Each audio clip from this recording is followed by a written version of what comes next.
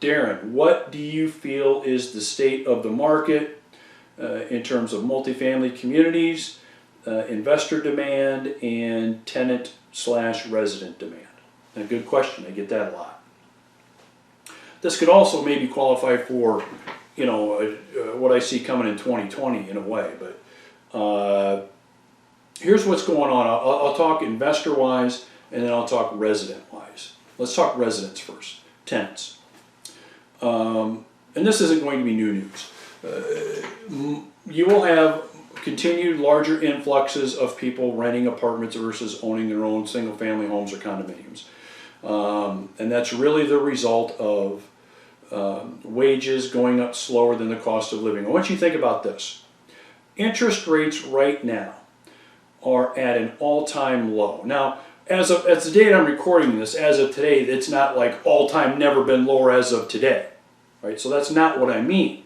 But what I mean is you can lock in interest rates right now when you're buying a home or condo at some of the lowest rates we have historically seen. And it's probably going to get lower, by the way, but that's the case. So there's really no excuse. You can't say, well, hell, the interest rates are too damn high. I can't afford, you know, I can't get financing. The interest rates are too high. You can't blame interest rates now. What's to blame is affordability based on cost of living and wages. So cost of living is increasing, I don't know, probably 3 or 4x that of wages. And so even with low interest rates, most people, the average American, by the way, the median income is just a little over $60,000 in this country. The average American cannot buy their own home or condo because of that. You throw in maybe some credit issues, you throw in some qualification issues, you throw in it's a lot easier, simpler, less tied down, more flexible to rent versus own. I mean, you throw all those wild cards in there, the affordability being the biggest one, you're going to have a longer line of tenants than you do owners. And that's going to continue to be the case. And always remember, it doesn't just stop with affordability of a home or condo when you buy it and you get a mortgage.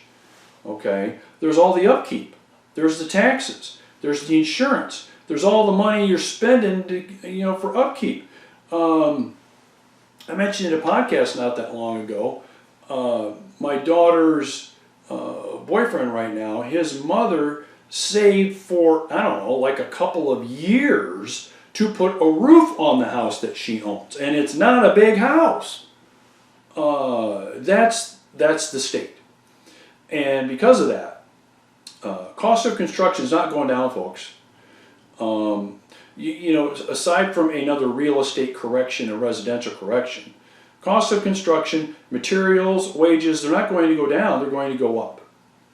So you're going to have more people, more tenants, wanting to rent, needing to rent, and actually looking forward to renting versus owning. Am I saying single-family home ownership is dead? No. Am I saying owning your own home is dead? No. But every year there's going to be a bigger chunk and a bigger chunk and a bigger chunk of that going from owning to renting. That's just the way it's going to be. So that's what I'm seeing from a resident tenant demand standpoint. From an investor demand standpoint, it is a hot market in two areas right now.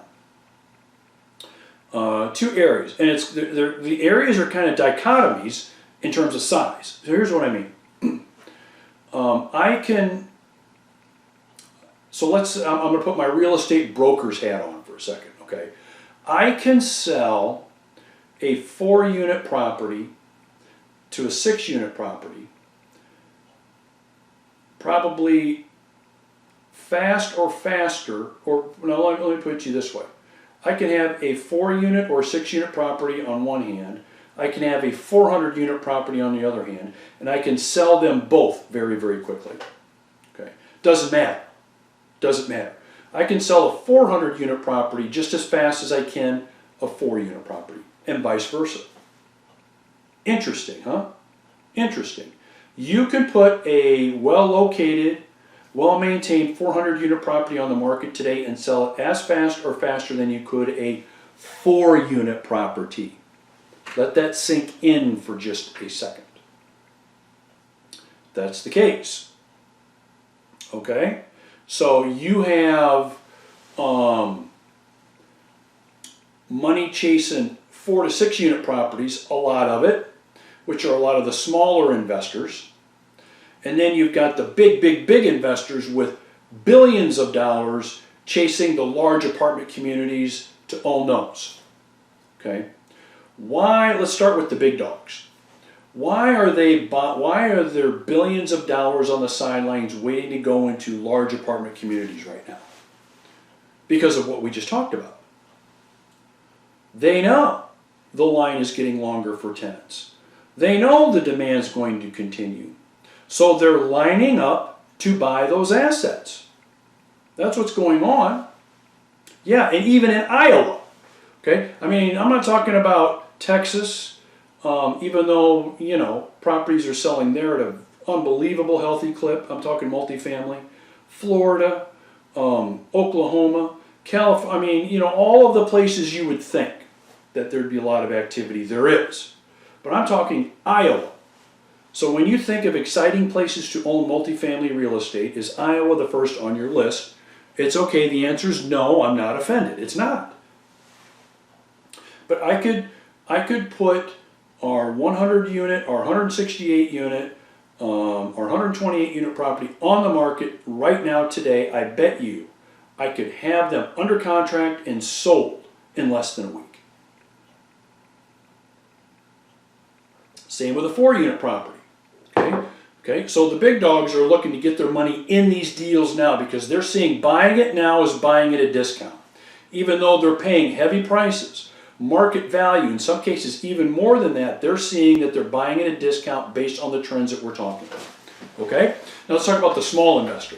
So you've got a lot of mom and pops and owner-occupieds that want to own their own apartment community, but they don't want to deal with a whole bunch of management. They don't want to hire a manager. They don't want to deal with a bunch of management themselves. So logically, they're looking at 2, 3, 4, 5 unit properties, and they're buying those. Many are living in them. And as a result of that influx, that's creating large jumps in values in the smaller properties. Now, what about the properties in the middle? What about, say, the 12 unit properties, the 36 unit properties, the 48 unit communities? Very strong demand for those too. Very strong. Not as much as the big dogs that we just talked about, the big ones. Not as much as the small ones, but there's very, very strong demand. And here's what you're going to see by the end of the year. You're going to see the big dogs, for lack of product they can now find. So, in other words, the big dogs are going to, at some point in time this year, they're not going to be able to find the big properties to buy. Okay, because there's just not going to be any for sale. They're either all going to be purchased, or the people that own them, they're not selling. Same with the small people, looking at the 3, 4, 5 unit properties. So what will they then do? That's right, they're all going to migrate now into that middle area. So the investor that owns the 48 unit property right now, that's getting, you know, maybe some phone calls and some activity, some cold calls from maybe some brokers, or maybe some investor saying, hey, do you want to sell? Maybe they're getting, you know, maybe 1 a month. Here in the next 6 months, they're going to be getting 3, 4, 5 a month. Because for lack of being able to find product in those big communities and real small communities, they're now going to default and now change their criteria to now that area in the middle between, let's say, 12 and 72 units. That's what you're going to see. Overall, you're going to see continued demand to own multifamily real estate at the end of the day. With those two property categories really hitting it strong in 2020, and then kind of moving into that in-between category that I talked about. Okay, that's what you're going to see. So much so you're going to start reading about it. I mean, it's going to be in the press. Probably some big publications will be coming out with some things here soon discussing that.